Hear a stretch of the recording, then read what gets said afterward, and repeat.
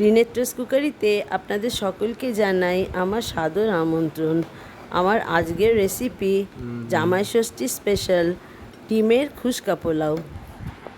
এখানে 6টা ডিম নিয়ে নিয়েছি, একটু নুন দিয়ে সেদ্ধ করে নিচ্ছি।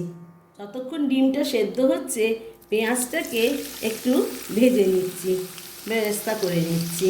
আপনাদের প্রথমেই অনুরোধ করছি, ভিডিওটি দেখার আগে দয়া করে একটা লাইক দিয়ে দেবেন। যতক্ষণ পেঁয়াজটা ভাজা হচ্ছে এখানে চালটা ভালো করে ধুয়ে একটু জল ঝরিয়ে নিয়েছি, তাতে একটু হলুদ দিয়ে দিলাম, 1 চামচ আদা বাটা দিলাম, আর 1 টেবিল চামচ ঘি দিয়ে দিলাম। এইটা মেখে আমি আধ ঘন্টা মতন চালটাকে রেখে দেব। বেরেস্তা ভাজার তেলেতেই সেদ্ধ ডিমগুলোর গায়ে জায়ফল জয়িত্রীর গুঁড়ো আর একটু নুন মাখিয়ে হালকা করে ভেজে তুলে নেব। যারা আমার চ্যানেলটিকে সাবস্ক্রাইব করেছেন আমার পুরনো বন্ধুদের অনেক অনেক ধন্যবাদ।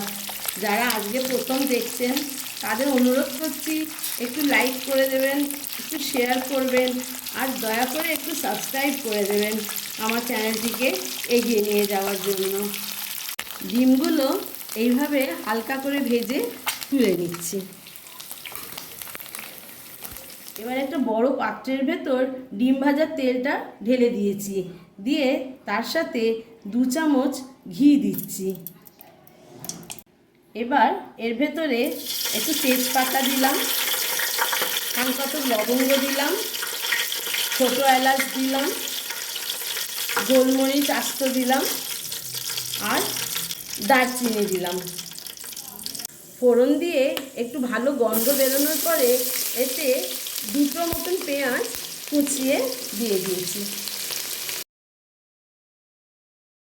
পেঁয়াজটা খুব বেশি ভাজবো না, হালকা লাল হলে এতে একটু রসুন বাটা দিয়ে দিলাম 1 টিস্পুন।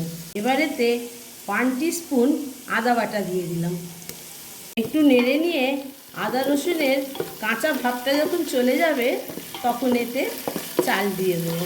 আদা রসুনটা একটু কষে যে চালটা মেখে রেখেছিলাম সেটা এবার দিয়ে দিচ্ছি। এইবার চালটাকে খুব ভালো করে ভেজে নেব। চালটা যদি একটু ভালো করে ভাজা হয় তাহলে চালটা না গলে যাবে না, পোলাওটা ঝরঝরে হবে। চালটা একটু ভাজা হয়ে গেছে, এবারেতে পরিমাণ মতন নুন দিয়ে দিলাম। চালটা যখন ভাজতে ভাজতে একটু দেখবেন শক্ত মতন হয়ে গেছে, তখন তার ভেতরে জলটা দিয়ে দেবো। এখানে আমি 5 কাপ চাল নিয়েছি, আমি 10 কাপ জল মেখে রেখে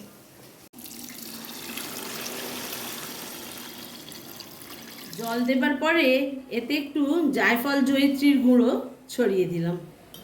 এতে একটু গোলাপ জল আর কেওড়া জল মিশিয়ে দিয়ে দিলাম।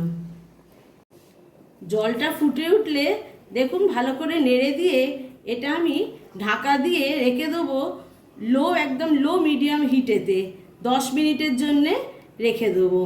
এই পোলাওটা আমি গোবিন্দভোগ চালে করছি, আপনারা যদি মনে করেন আপনারা বাসমতি রাইসেও করতে পারেন। আর এটা আমি আমার সম্পূর্ণ নিজস্ব রেসিপি। আপনাদের ভালো লাগলে আবার রিকোয়েস্ট করছি একটু লাইক শেয়ার করে দেবেন, আমার চ্যানেলের পাশে থাকবেন। 10 মিনিট পরে ফিরে এলাম, দেখুন এই রকম জলটা টেনে নিয়েছে।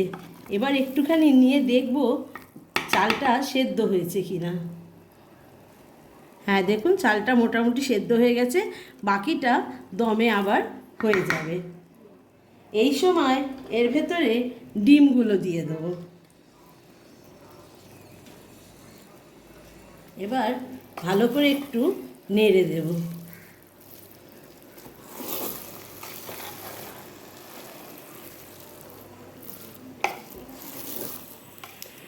এই সময় এতে একটু কাঁচা লঙ্কা ছিঁড়ে দিয়ে দিচ্ছি। এই রেসিপিটা খুব সিম্পল ওয়েতে আমি আপনাদের সামনে তুলে ধরলাম, আশা করি আপনাদের ভালো লাগবে।